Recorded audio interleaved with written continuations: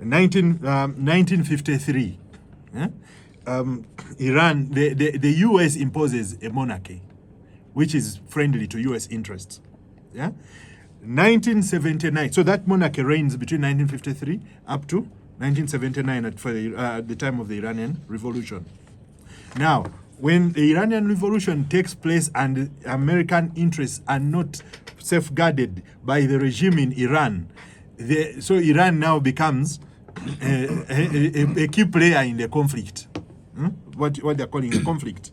So what I'm trying to tell you is that America is dominating, not just on the ground. America is dominating in shaping the narrative because they control Western media. So they start calling this a conflict. This is American invasion of Iran. I've also called it a conflict here. Yeah, because you are following the bandwagon. No, you are following the bandwagon of what you see. I mean, with all due respect, we from this global south, we tend to follow the bandwagon of the Western media. So you call it a conflict. But if we are to be truthful to ourselves, this is America invading Iran. Israel is basically America's poster child in the Middle East. At the end of this whole thing, what you're calling a conflict or war, whatever, what is going to happen? There's one sure thing that is going to happen. All these countries, including those that have U.S. bases that have been attacked, the likes of Bahrain, UAE, Kuwait, Saudi Arabia, they are going to go back into an arrangement which is similar to the petrodollar agreement. So America does not lose. America does not lose. That's the end game. So you're going to find yourself that the process that China had started on alongside other BRICS countries of de-dollarization of oil trade has now been put to halt. The US dollar or the dollar hegemony is back on top.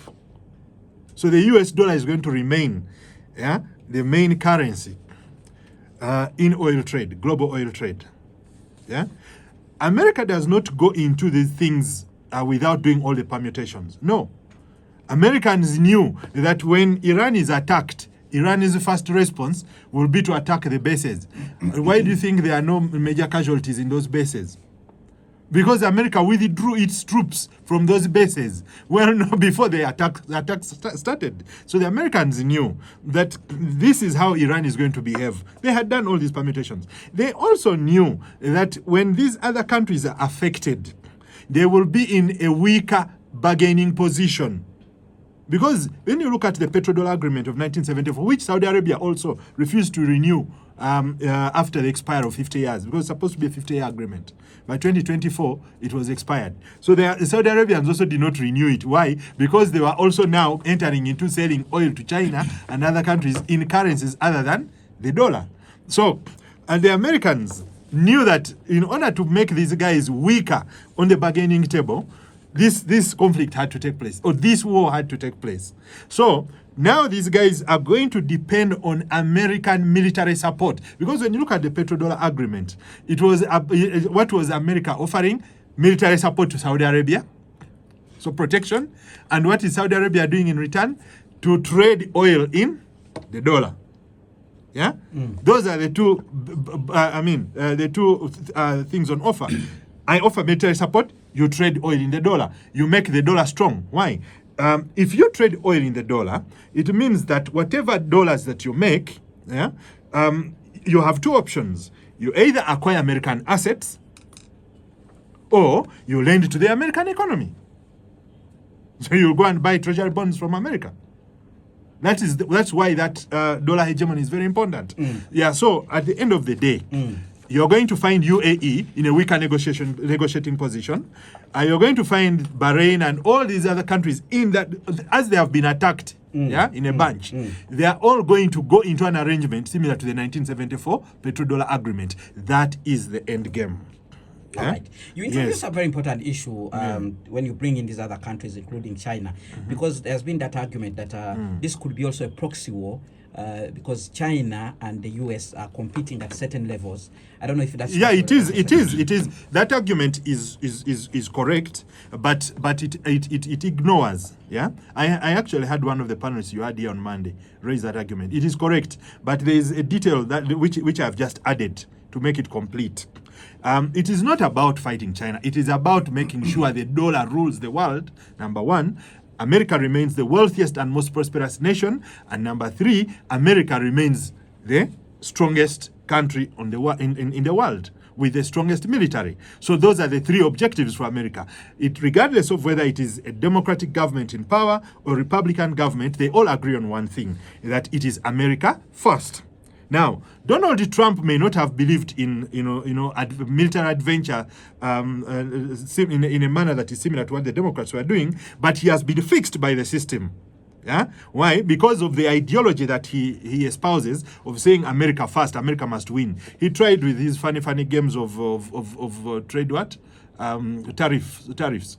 And he failed miserably. So now the system has fixed him into doing what he was speaking against.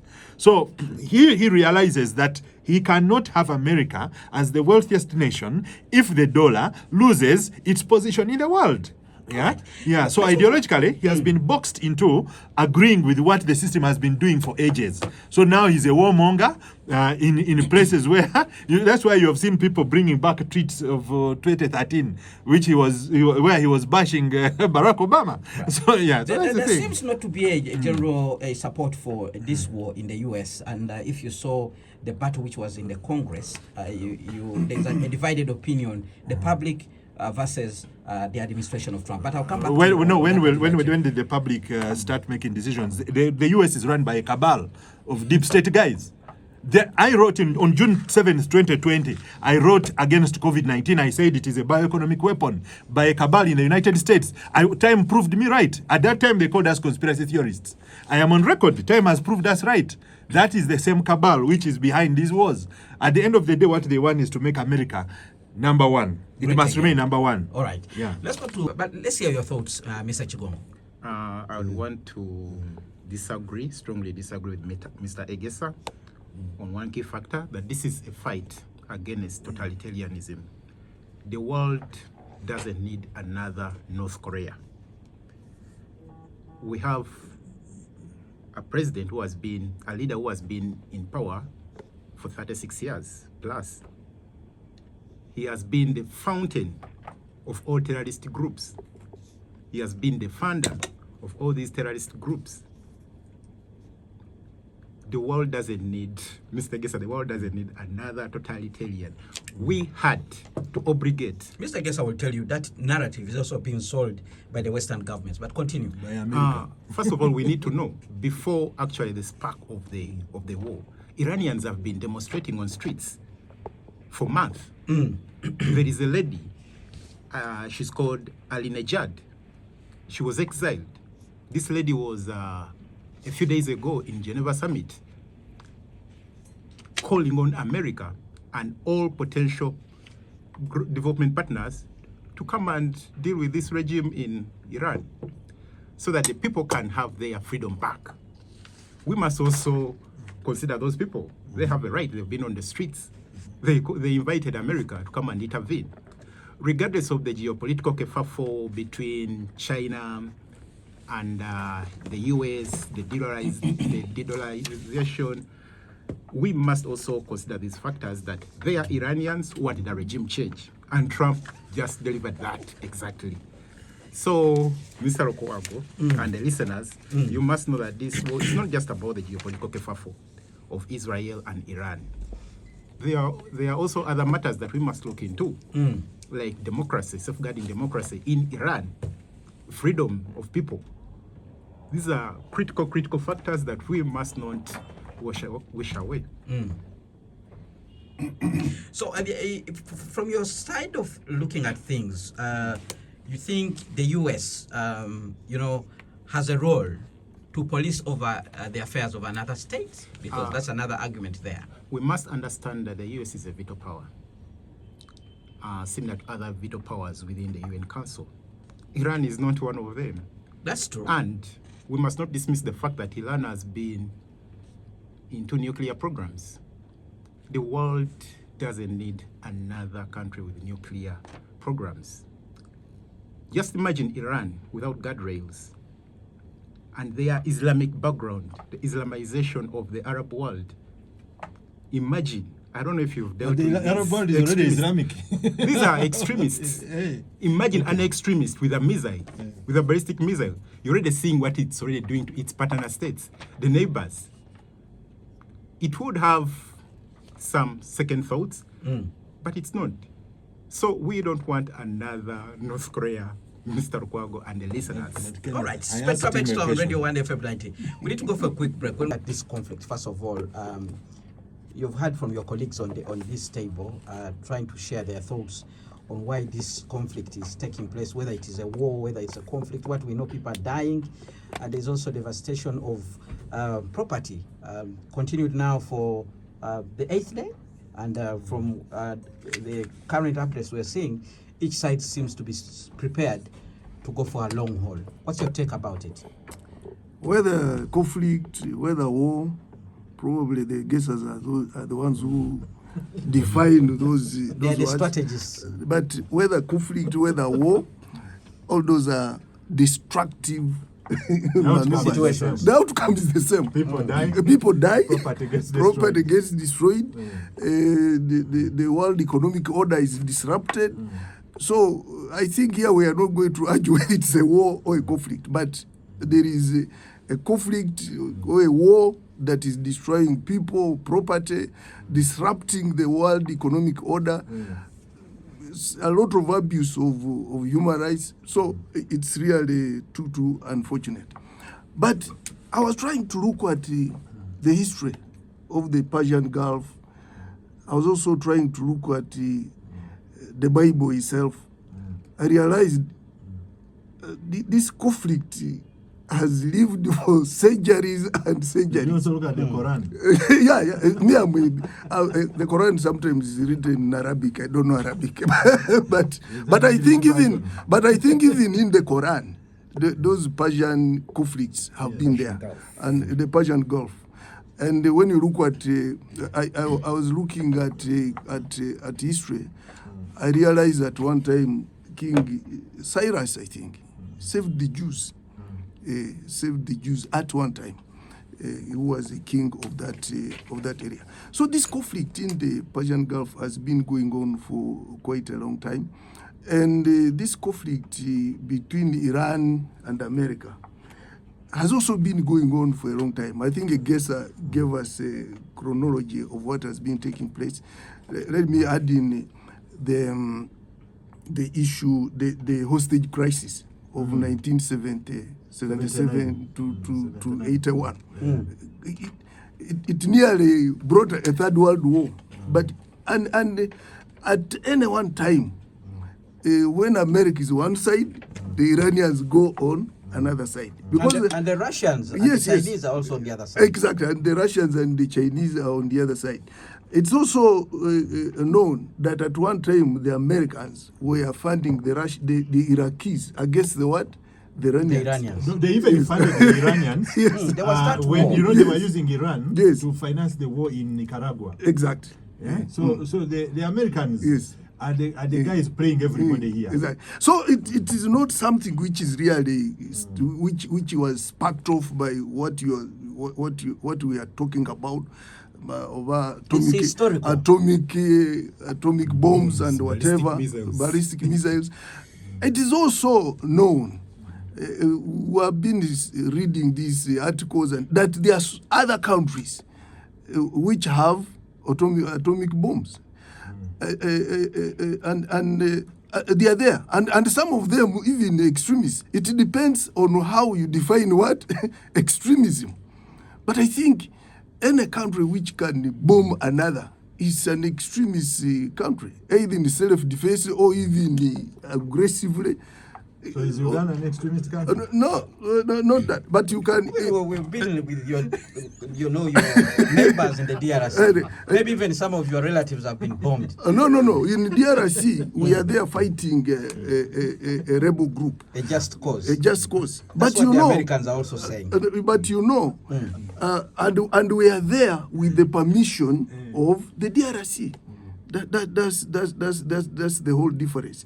But what me I'm trying to see here is that I think there is I think what President Museveni talked about, ideological chauvinism. People, as if people want to show what? Strength. Might is right. Might is right. And that's what is going to make this war very, very complicated. Because I don't think even the peace talks, when they talk about let us go for peace talks, one country, one side wants to come as the giant of the room, and then you should, and therefore the talks should be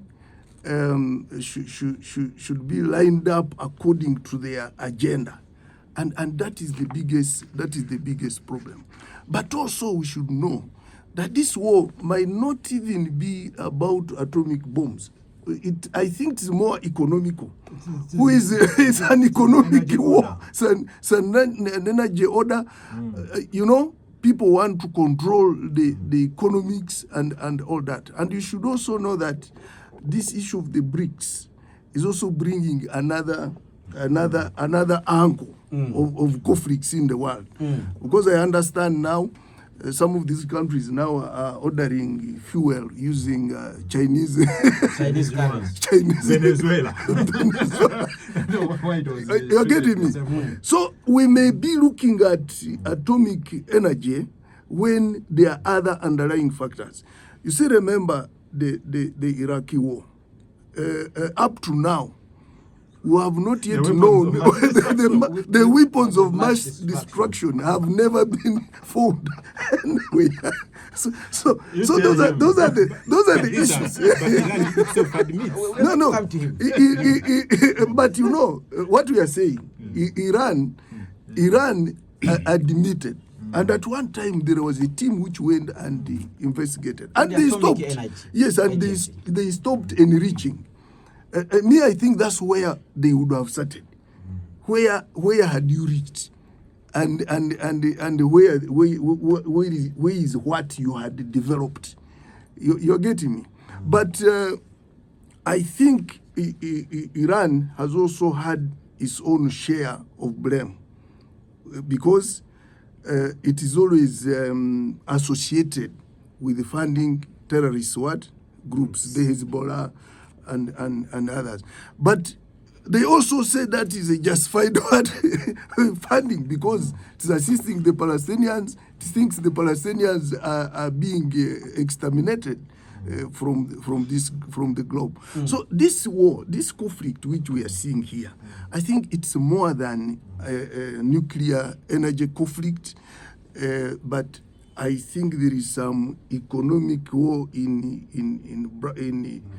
quotes that is causing all these people to fight. All right. And America, America, agreeably, it is the strongest nation now.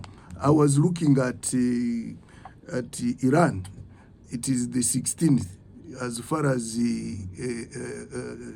is it military might? Military might is concerned. I saw some. But who does the ranking? I don't know who does the ranking. And Israel is the 15th. American propaganda. Yes. So I strongly believe. President Museveni might disagree with that. I strongly believe. Even his own patron. Kenneth, the only way this conflict can be resolved will be through dialogue and negotiations. All right.